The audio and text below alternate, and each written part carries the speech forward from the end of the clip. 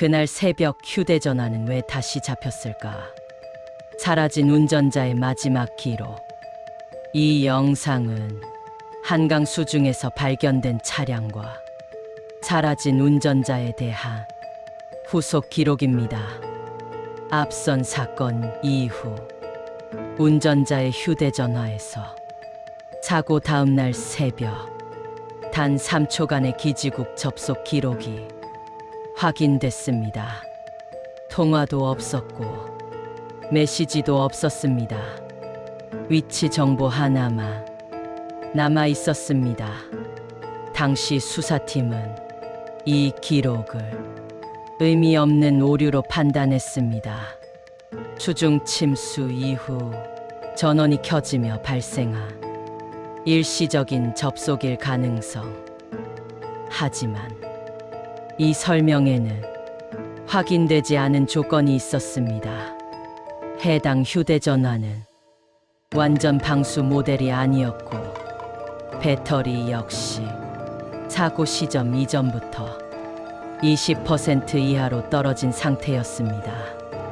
기지국 접속이 발생한 시각은 사고 다음 날 새벽 3시 12분, 차량이 수거된 뒤 약 6시간 후였습니다. 그 시간 휴대전화는 분명 차량 안에 없었습니다.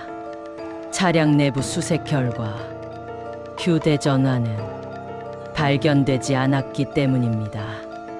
통신사 로그를 추가로 확인한 결과 흥미로운 점 하나가 확인됩니다.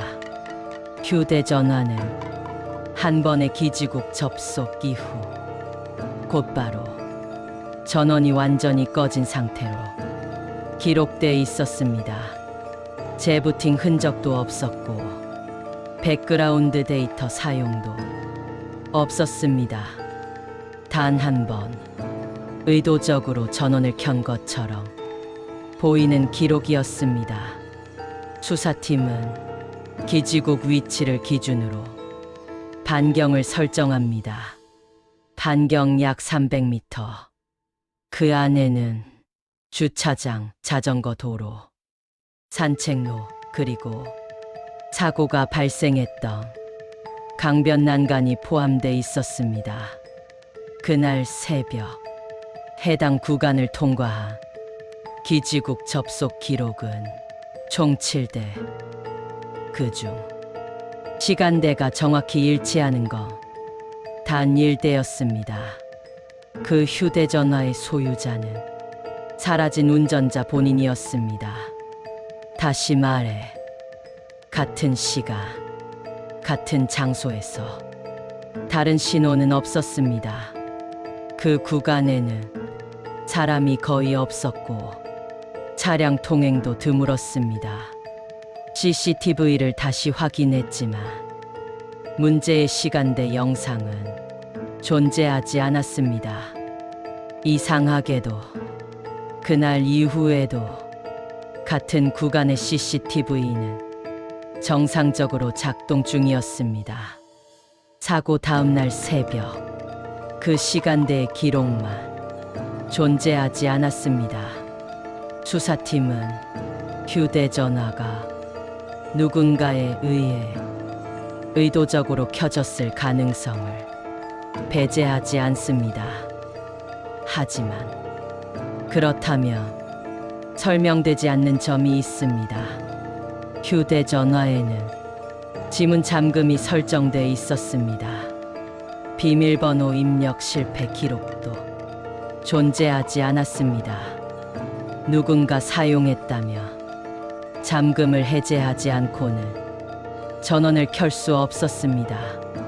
그 시점에서 수사는 사실상 막히게 됩니다. 그리고 사건 발생 약 1년 뒤 비슷한 신고가 다른 지역에서 접수됩니다. 하천 인근에서 장시간 방치된 차량 내부에는 아무도 없었습니다. 이번에도 문은 잠겨 있었고 유리는 파손되지 않았습니다. 차량 소유자는 사고 전날 정상적으로 귀가 중이었다고 확인됩니다. 이 사건은 단순 방치 차량으로 처리됩니다. 하지만 차량 수거 이틀 뒤 차량 소유자의 휴대전화에서도 이상한 기록 하나가 확인됩니다. 새벽 시간 단 몇 초간의 기지국 접속 위치는 차량이 발견됐던 지점 인근 통화 기록은 없었습니다. 메시지도 없었습니다. 같은 패턴이었습니다. 이 시점부터 수사팀 내부에서는 비공식적으로 두 사건을 연결해 보기 시작합니다. 공통점은 명확했습니다. 수중 또는 하천 인근 차량, 잠긴 문, 사라진 사람, 그리고 사건 이후에 남은 짧은 휴대전화 접속 기록. 하지만 이 공통점으로 누군가를 특정할 수는 없었습니다. 두 사건 모두 사람이 사라진 이유는 끝내 밝혀지지 않았습니다. 공식 기록상 이 사건들은 각각 다른 사고로 처리됐습니다. 연관성은 없다고 결론 내려졌습니다.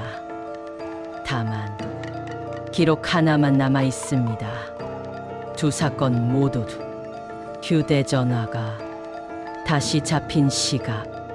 그 시간대는 항상 차량이 수거된 이후였습니다. 차는 이미 그 자리에 없었지만 신호는 같은 장소에서 한 번 더 남았습니다. 사람은 발견되지 않았습니다. 하지만 그 사람이 사용하던 기기는 사건이 끝난 뒤에도 그 장소에 있었다는 기록만 남았습니다. 이후 비슷한 유형의 사건은 공식적으로 추가 확인되지 않았습니다. 적어도 기록상으로는 그렇습니다.